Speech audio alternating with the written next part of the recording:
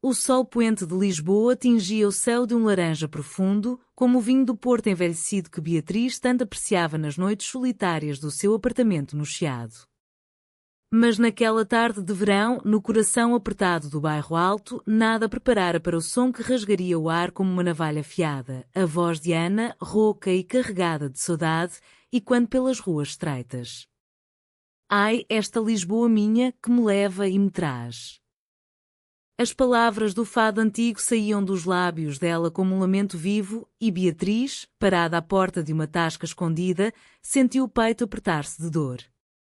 Não era só melodia, era o olhar de Ana, fixo no vazio, como se cantasse para um amor perdido que Beatriz, em segredo, desejava ser.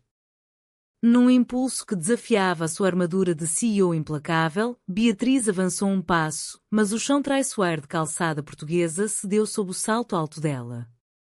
O copo de vinho tinto que segurava escorregou, estilhaçando-se no chão, e o vermelho espalhou-se como sangue fresco. Ana parou de cantar. Os olhos castanhos dela, profundos como o Tejo ao entardecer, encontraram os de Beatriz pela primeira vez. Cuidado, senhora, murmurou Ana, estendendo a mão com uma graça que parecia saída de um quadro de Almeida Garrett.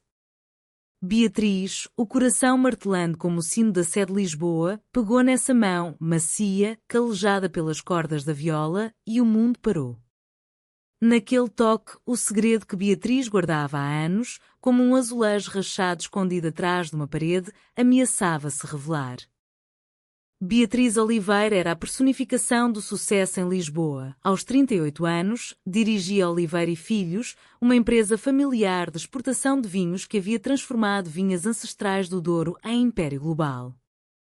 Alta, de cabelos negros cortados num bob elegante, olhos verdes que cortavam como lâminas em reuniões de conselho, vestia-se sempre em tons de azul marinho e bege, evocando a serenidade do Atlântico.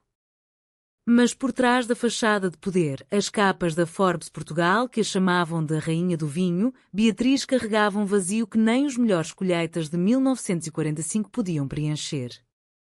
Cresceu em Lisboa, filha única de um pai viúvo que a educara com histórias de navegadores e sonhadores, mas nunca com toques de afeto. A mãe, falecida cedo num acidente no Tejo, deixara-lhe apenas um colar de filigrana minhoto e uma saudade que Beatriz enterrava sob camadas de trabalho. Sua orientação, um amor por mulheres que descobrira na juventude universitária no Porto, era um segredo trancado a 7 chaves. Em reuniões sociais, sorria para pretendentes masculinos impostos pela família. À noite, lia Camilo Castelo Branco em edições antigas, sonhando com amores proibidos como de amor de perdição. Lisboa, com suas 7 colinas e segredos sussurrados nos becos, era o palco perfeito para sua solidão. Ana Moreira, por outro lado, era o oposto. Uma alma errante de 32 anos, nascida nas ruas poeirentas de Alfama, onde o fado não era escolha, mas destino. Filha de uma fadista anónima e um pescador que o mar levara cedo, Ana crescera entre as saias das tias que costuravam rendas e cantavam para esquecer as dores.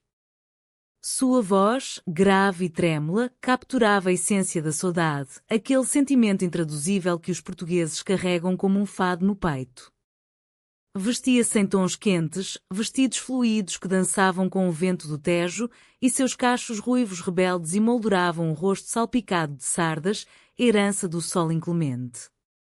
Ana pintava azulejos nas horas vagas, infundindo neles cenas de amores perdidos, casais entrelaçados sob arcos manuelinos, olhares que prometiam eternidade mas entregavam só melancolia. Sua vida era um ciclo de atuações em casas de fado como a Senhora de Maria, onde o cheiro de bacalhau assado se misturava ao fumo de cigarros e ao sal das lágrimas. Ana amava livremente, mas o preconceito das ruas antigas, olhares tortos para quem ousava amar além das normas, a fizera cautelosa. Ainda assim, em noites de lua cheia, sonhava com um amor que a levasse, como as gaivotas sobre o castelo de São Jorge. Aquele acidente com o copo foi o fio que puxou no velo. Beatriz, envergonhada mas hipnotizada, insistiu em pagar pela interrupção.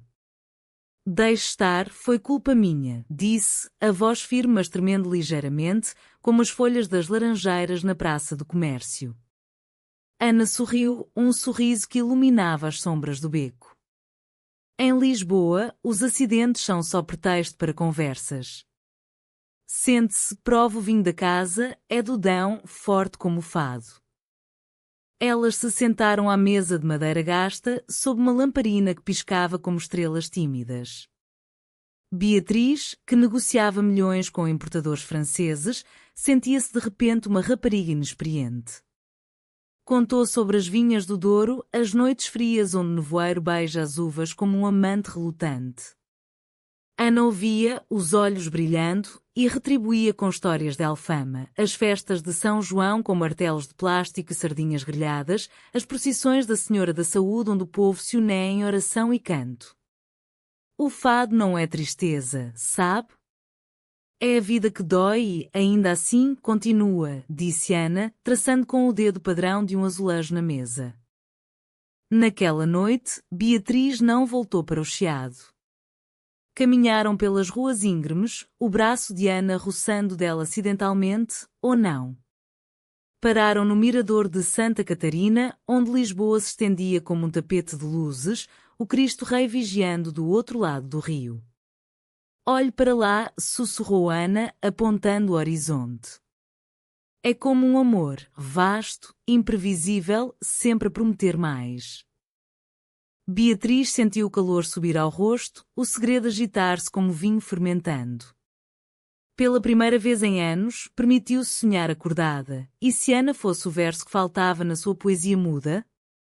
Mas o telefone vibrou, um e-mail urgente da empresa sobre uma fusão com uma casa espanhola. A realidade caiu como uma porta de ferro.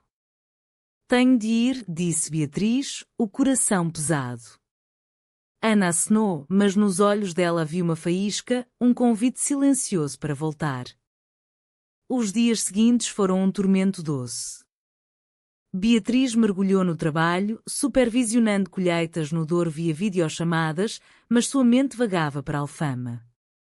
Enviou um e-mail anónimo para a casa de fado, reservando uma mesa VIP, um gesto impulsivo que a CEO meticulosa raramente se permitia. Na segunda noite, lá estava ela de novo, vestida num tailor discreto, o colar da mãe reluzindo à luz das velas. Ana cantou estranha forma de vida e Beatriz jurou que as palavras eram para ela. Eu bebo o vinho que me dá a loucura. Quando o set acabou, Ana aproximou-se, um copo de ginginha na mão. Veio pela música ou pela conversa, provocou, os lábios curvados num sorriso malicioso. Beatriz riu, um som raro e genuíno. Pela ambos. Mas confesso, sua voz me persegue como o eco no castelo. Elas falaram até o amanhecer raiar sobre os telhados de telha vermelha, trocando segredos como conchas na praia de Cascais. Ana confessou sua paixão por pintar azulejos inspirados em lendas de moras encantadas, mulheres presas em torres, amando à distância. Beatriz, num momento de vulnerabilidade, mencionou o pai, o vazio da ausência materna. Às vezes, sinto que herdei só a saudade dela, admitiu. O crush, que Beatriz mantinha escondido como um vinho raro na cave, começou a borbulhar. Mandava mensagens disfarçadas de convites profissionais. Preciso de inspiração para uma campanha de vinhos, que tal um passeio pelo Tejo?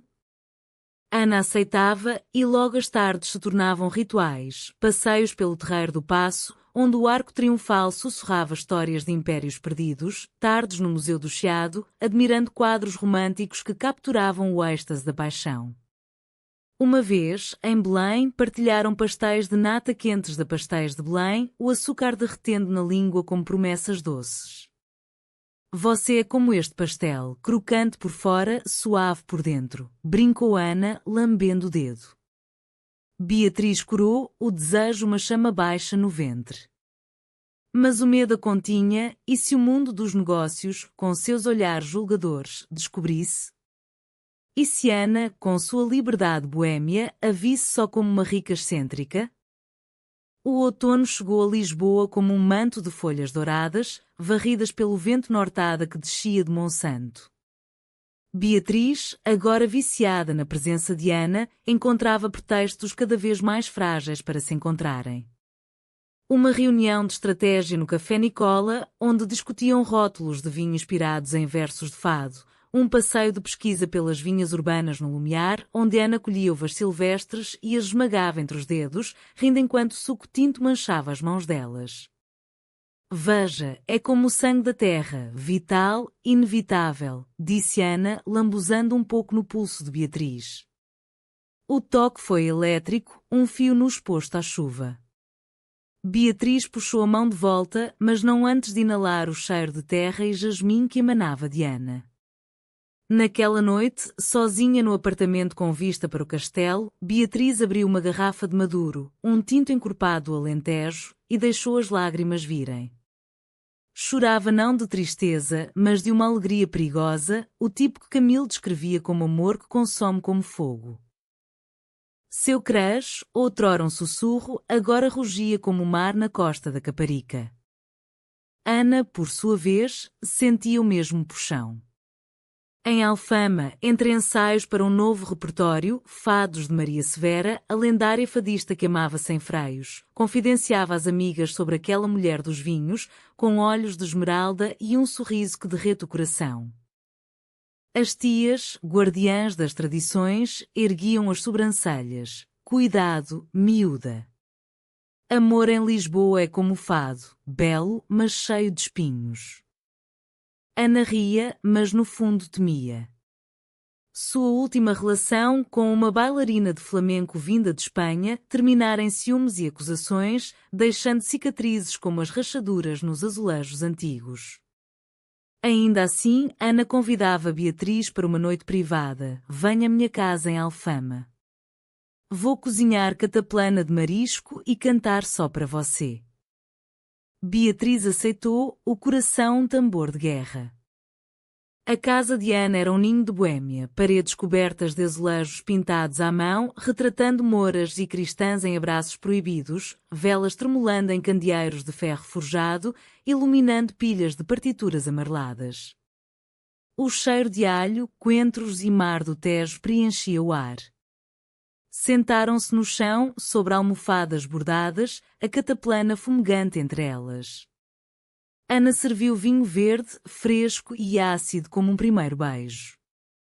Prove e diga se sente o Atlântico, provocou. Beatriz bebeu, os olhos nunca deixando-os de Ana. A conversa fluiu como o rio. Ana falou de sua infância, correndo descalça pelas escadas de Alfama durante as festas dos Santos Populares, com fogueiras e manjerico nos bolsos. Beatriz, relutante, revelou o peso da empresa, a pressão para casar, herdar não só um negócio mas uma linhagem heteronormativa que sufocava sua alma. Às vezes, sinto-me como uma garrafa selada, cheia de potencial, mas trancada, confessou, a voz baixa. Então, Ana pegou a viola de fado. As cordas vibraram sob seus dedos ágeis e ela cantou Ninguém Me Ama, uma melodia de Amália Rodrigues que falava de solidão disfarçada de força. Beatriz, hipnotizada, estendeu a mão e tocou o joelho de Ana, um gesto tímido mas carregado. O tempo parou. Ana pousou o instrumento e seus dedos entrelaçaram-se com os de Beatriz. Você não está sozinha nisso, murmurou Ana, inclinando-se devagar.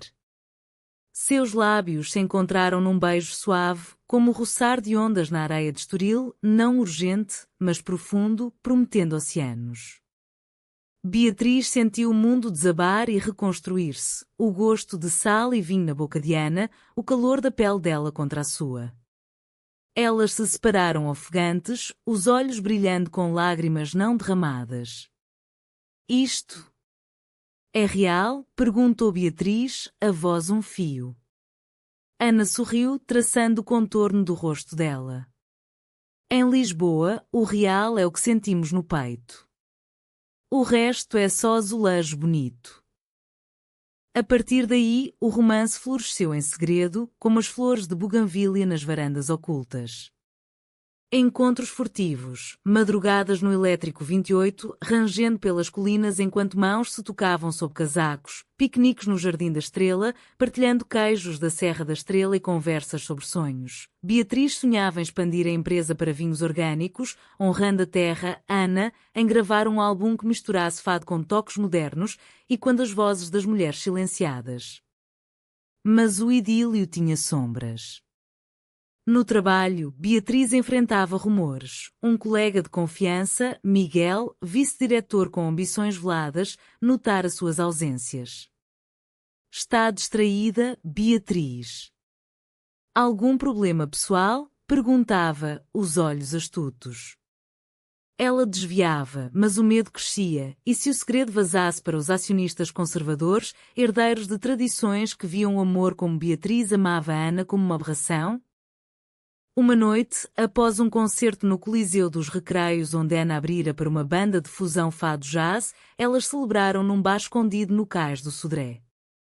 O ar cheirava a gin e mar e Ana, eufórica, sussurrou ao ouvido de Beatriz: quer pintar um azulejo para nós, duas mulheres dançando sob a lua de Lisboa.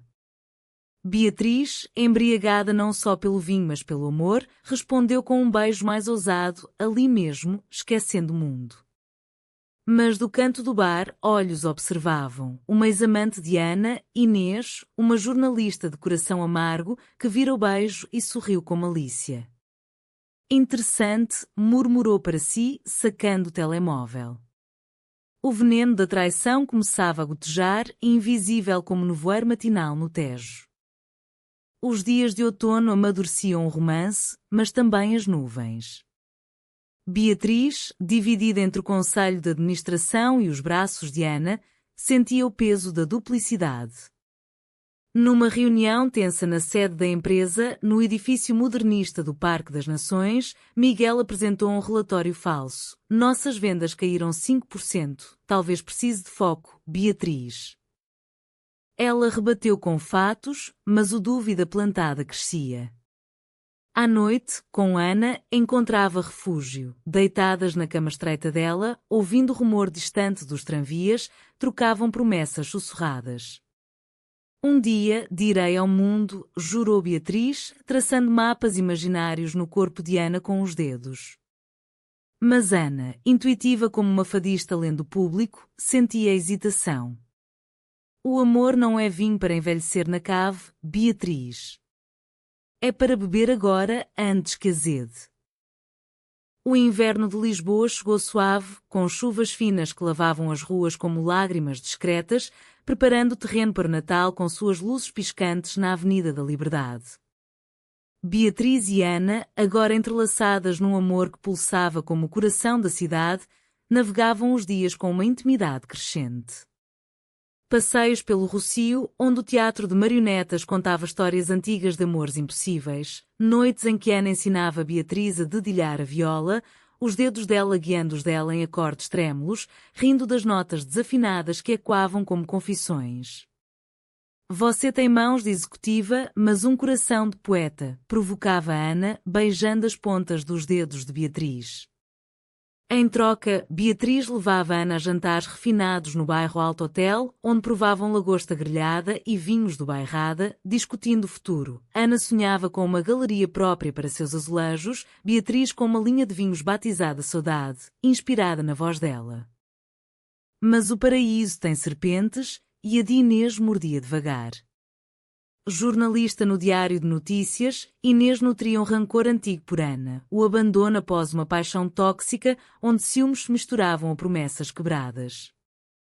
Vendo o beijo no bar, Inês começou a tecer uma teia, fotos granuladas enviadas anonimamente para contatos na sociedade lisboeta, rumores sussurrados em cafés do Chiado. Ouvi que a CEO Oliveira tem uma amiga especial, uma fadista de Alfama. Escândalo à vista? Primeiro, chegou aos ouvidos de Miguel, o vice ambicioso, que viu a oportunidade. Beatriz, há boatos.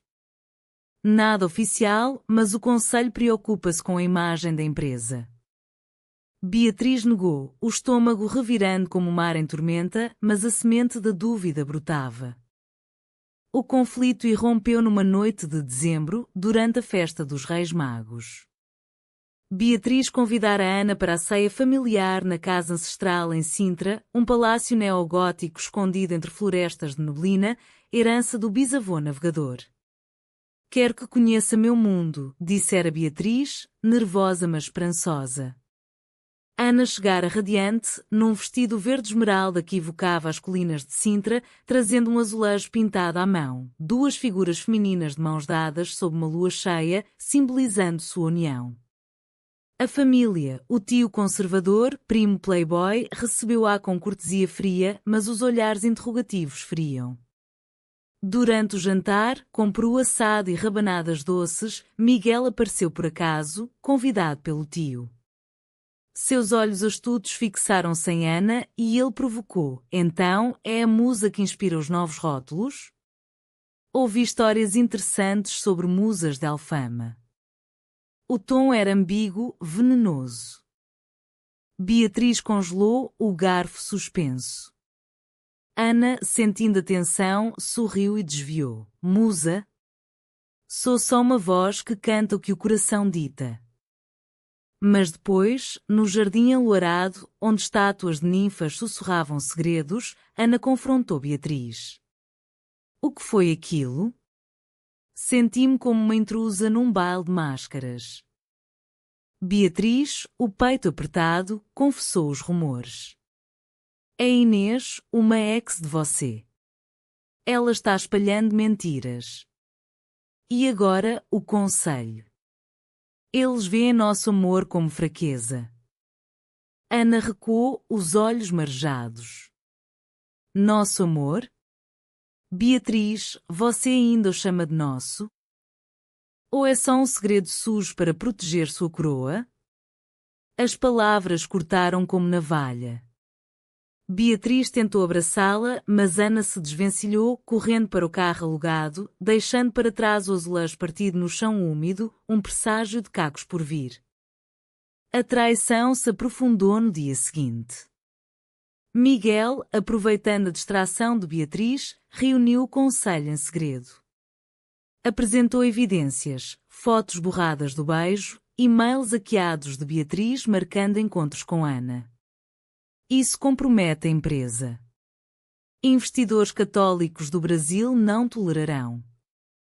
Beatriz, chamada de urgência, enfrentou o pelotão, rostos severos sob retratos de antepassados. Renuncie ao cargo ou negue publicamente, exigiram. Beatriz, com a dignidade de uma rainha destronada, rebateu: meu coração não é balança para pesar em lucros. Saiu tremendo, mas o dano estava feito, ações caíram 3% e a imprensa sensacionalista farejou sangue. Ana, ferida pela hesitação percebida de Beatriz, mergulhou no trabalho. Cantava em casas de fado com fúria renovada, fados de perda como lágrimas de orvalho que faziam o público chorar. Suas amigas a consolavam com chá de camomila e histórias de amores resilientes, mas o ciúme rastejava. E se ela te vir como um escândalo passageiro? Inês, sentindo o cheiro de vitória, ligou para Ana. Sabia que ela te usa? Eu vi os e-mails, discreto, por favor. Clássico das ricas. Ana desligou, mas a dúvida envenenava. Pintou azulejos furiosos, figuras quebradas, olhares acusadores. O mal-entendido cresceu como era invasora. Beatriz, isolada no apartamento, bebia uísque escocês misturado com vinho do Porto, revivendo memórias, o primeiro beijo, o riso de Ana no Tejo. Tentou ligar, mas as chamadas caíam na caixa postal. Volte, por favor. Eu luto por nós, implorava em mensagens não lidas. Uma noite, impulsionada pelo desespero, Beatriz foi à Alfama. Bateu à porta de Ana sob a chuva torrencial, encharcada como uma alma penada. Ana abriu, os olhos vermelhos. O que quer, Beatriz? Mais um capítulo no seu romance secreto? Beatriz caiu de joelhos no limiar, a chuva misturando-se às lágrimas. Não é segredo. É medo, medo de te perder para este mundo cruel. Mas eu errei. Deixe-me provar. Ana hesitou, o coração dividido entre raiva e saudade. Fechou a porta devagar, deixando Beatriz na rua, o som ecoando como o fim de um fado. Dias de silêncio se arrastaram, pontuados por visões fantasmagóricas. Beatriz via Ana em cada fadista de rua, ouvia sua voz no vento. No trabalho, reconquistava terreno com uma apresentação brilhante sobre a linha saudade, mas o vazio persistia. Ana, por fim, cedeu a um impulso. Enviou um azulejo reparado, colado com fios de ouro, kintsugi português, simbolizando beleza nas fraturas. Anexada, uma nota: fados se cantam inteiros ou não se cantam. Escolha. Beatriz chorou, segurando a peça como um talismã. A primavera irrompeu em Lisboa com fúria vegetal, jacarandás roxos pintando as ruas do Príncipe Real, o ar carregado de perfume de laranjas em flor Beatriz, marcada pela rejeição invernal, transformou a dor em ação. Renunciou ao secretismo, contratando uma advogada especializada em direitos LGBTQ+, para blindar sua posição na empresa. Não mais sombras, jurou para si, enquanto assinava contratos para a nova linha de vinhos, garrafas com rótulos de azulejos inspirados nos de Ana, discretamente creditados. Miguel, sentindo o vento mudar, tentou sabotar, vazou mais documentos para a imprensa, alegando conflito de interesses românticos. O escândalo explodiu nas páginas do Correio da Manhã. CEO de vinhos em escândalo lésbico, amor ou afundamento? Beatriz enfrentou a tormenta de frente. Numa entrevista ao Jornal de Negócios, declarou: "Meu coração pertence a quem me inspira, uma mulher de alfama que canta a alma portuguesa." Isso não é escândalo, é verdade. A nação dividiu-se. Conservadores do interior rugiam em fóruns online, mas a juventude de Lisboa, com suas marchas do orgulho no Terreiro do Paço, aplaudiu. Ações subiram 7%, ironicamente impulsionadas pela curiosidade. Mas o custo pessoal era alto. O tio cortou laços, chamando-a de vergonha da família. Beatriz, sozinha no Palácio de Sintra, sentiu o peso da herança como correntes. Ana, lendo a notícia num café de Alfama, sentiu o peito rasgar. O mal-entendido, alimentado pelas mentiras de Inês e a hesitação inicial de Beatriz, derretia como neve ao sol. Ela lutou, murmurou, as mãos tremendo ao segurar o jornal. Mas o orgulho, teimoso como uma mula alentejana, a impedia de ligar. Em vez disso, canalizou a turbulência em arte, uma série de azulejos para uma exposição no Museu Nacional do Azulejo, retratando mulheres portuguesas, de Safo Lusitana a fadistas modernas, em atos de amor desafiador. A crítica elogiou uma ode à saudade que era. Inês, furiosa pela reviravolta, confrontou Ana numa casa de fado. Você acha que ela te ama de verdade? É só culpa burguesa. Ana, os olhos flamejantes, rebateu: saia da minha vida, Inês. Seu veneno envenena só você. A traição de Inês, agora exposta quando Beatriz processou por difamação, isolou-a na cidade que outrora acolhera.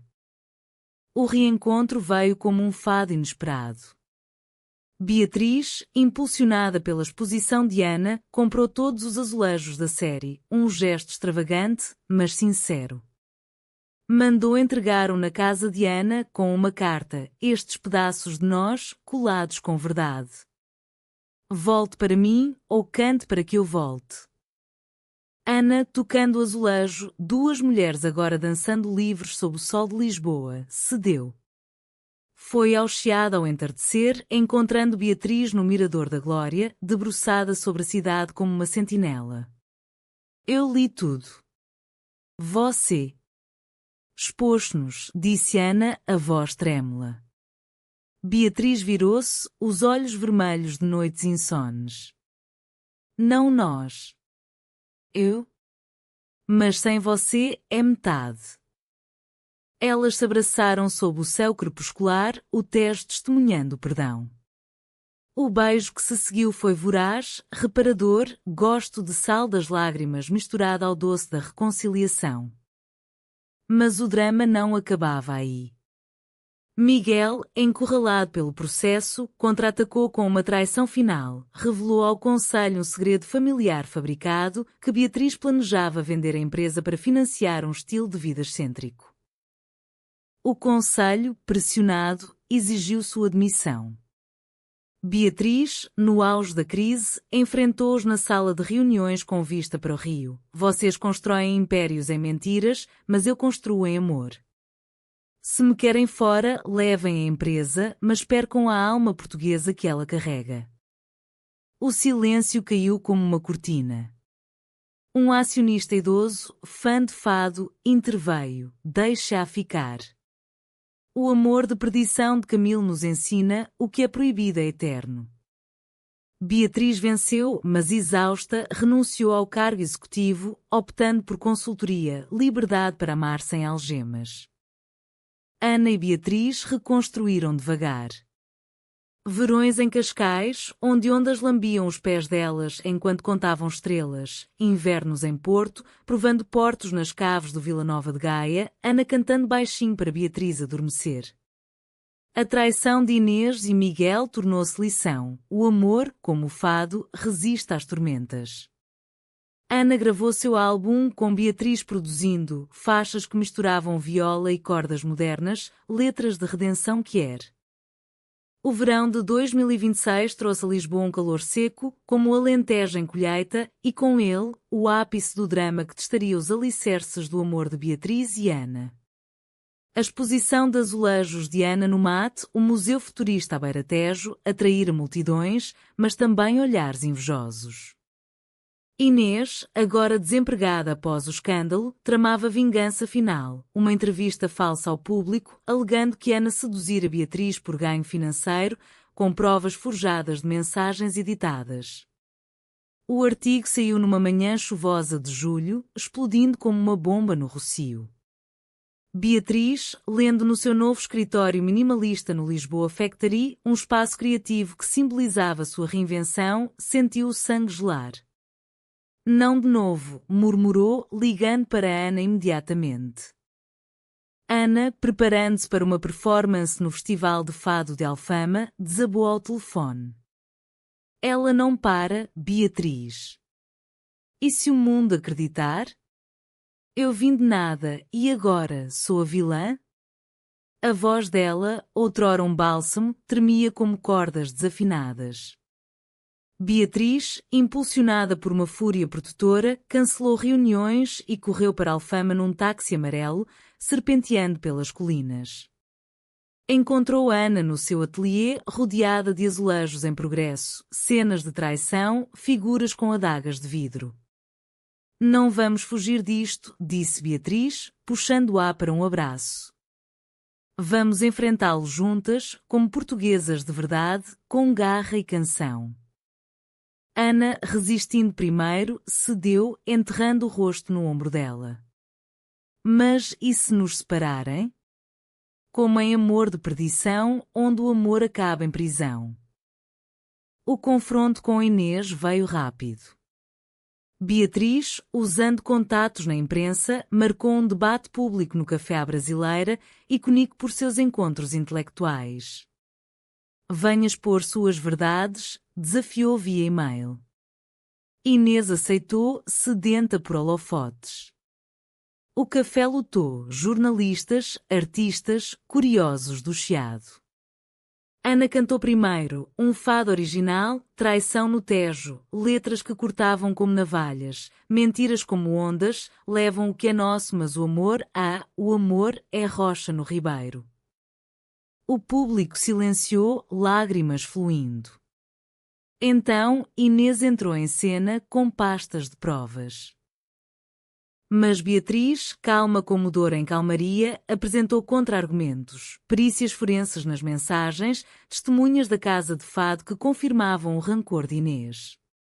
Isto não é jornalismo, é despeito, declarou. O público virou-se contra Inês, que fugiu humilhada, sua carreira afundada como o galeão de Vasco da Gama. Mas o verdadeiro C.A.O. Trau veio internamente. Ana, abalada pelo artigo, questionou Beatriz numa noite de insonia no apartamento dela. Deitadas na cama com vista para o castelo iluminado, Ana sussurrou: "E se eu for o peso que te afunda? Você reconstruiu tudo e eu, com o meu fado, só trago drama." Beatriz, o coração doendo como uma ressaca de vinho tinto, sentou-se. "Você é o fado na minha vida, Ana, a melodia que dá sentido ao silêncio. Sem você, sou só garrafas vazias." Mas Ana, consumida pela insegurança, levantou-se. "Preciso de espaço. Para não te arrastar para o abismo." Saiu para a varanda, o vento noturno carregando seu choro. Beatriz seguiu, mas parou. O conflito era o teste final da confiança. Dias de separação forçada se seguiram. Beatriz mergulhou em viagens, inspecionou vinhas no Dão, onde o granito vermelho ecoava sua paixão. Ana, em retiros artísticos no Algarve, pintando painéis de marés que simbolizavam fluxos emocionais.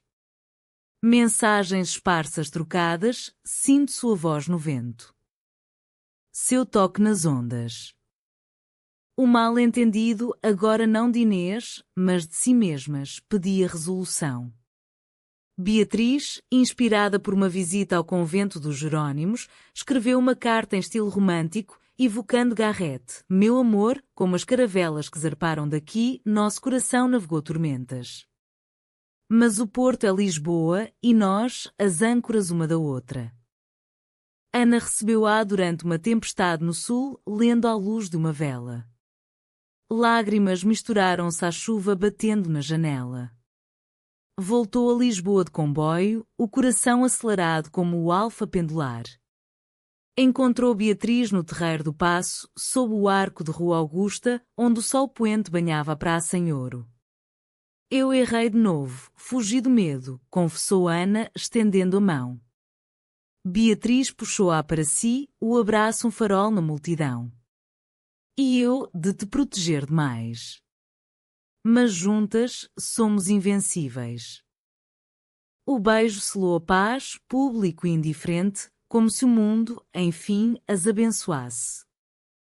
O outono retornou a Lisboa com folhas avermelhadas dançando nas calçadas do Chiado, um ciclo que espelhava a renovação de Beatriz e Ana. Com o escândalo de Inês dissipado, ela, agora exilada em Faro, escrevendo memórias amargas que ninguém lia, o casal floresceu em plenitude. Beatriz, como consultora da Oliveira e Filhos, viajou menos, dedicando tempo a projetos conjuntos. Uma vinícola boutique em Alfama, onde vinhas urbanas seriam regadas com histórias de fado, e os rótulos, azulejos pintados por Ana.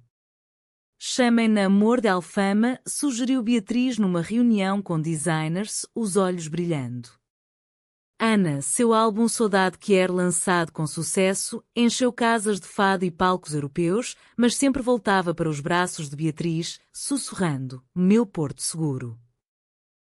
A vida cotidiana tornou-se poesia, manhãs com café e pão de mafra na varanda, vendo o sol nascer sobre o Tejo, tardes pintando e provando blendes de vinho, risos e quando como sinos da Basílica da Estrela. Enfrentaram desafios menores, olhares tortos em mercados da Ribeira, perguntas veladas de família remanescente, mas com a resiliência portuguesa, um copo de vinho erguido em brinde, uma canção cantada para espantar fantasmas. Beatriz aprendeu a tocar viola, dedilhando melodias simples para Ana, a apreciar nuances de vinhos, descrevendo-os como notas de melancolia com final feliz. O clímax emocional veio no Natal, um ano após o caos. Beatriz organizou uma surpresa, uma viagem a Óbidos, a vila literária com muralhas medievais, onde neva artificialmente em dezembro. Alugaram uma casa de pedra, com lareira crepitante e vistas para vinhas adormecidas. Numa noite nevosa, Beatriz ajoelhou-se, não com anel, mas com um colar de filigrana, mesclando da mãe com um pingente de azulejo miniatura pintado por Ana. Não peço casamento, isso é papel, peço eternidade. Você, eu, esta saudade partilhada. Ana, lágrimas congelando nas pestanas, respondeu com um beijo. Sim, para todos os fados que virão. De volta a Lisboa, o amor se humanizou na comunidade. Apoiaram a Marcha do Orgulho, desfilando de mãos dadas com bandeiras arco-íris tingidas de azulejos, doaram para abrigos de mulheres que eram chelas, onde histórias de rejeição ecoavam as suas. Beatriz escreveu um prefácio para um livro de Ana sobre arte e identidade lésbica portuguesa, citando Filhas de Safo como inspiração. Nosso amor não é exceção, é fio na tapeçaria da nação. O fim, humanamente perfeito, veio numa primavera eterna. Aos 40, Beatriz expandiu a consultoria para empoderar mulheres empresárias. Ana, aos 35, abriu a Galeria Moras Livres em Alfama, expondo artistas que era. Numa noite de São João, com fogueiras no bairro Alto e sardinhas no ar, dançaram nas ruas, martelos de plástico batendo em ritmo de coração. Isto é o que Camilo sonhou, amor sem perdição, sussurrou Beatriz. Ana riu, ou com perdição, mas encontrada. E assim, em Lisboa, cidade de 7 saudades, de amores que renascem como o Tejo após a cheia, Beatriz e Ana teciam seu fado, não de dor, mas de luz. Um amor que, como o vinho envelhecido, melhorava com o tempo, provando que, na alma portuguesa, o coração sempre vence as sombras.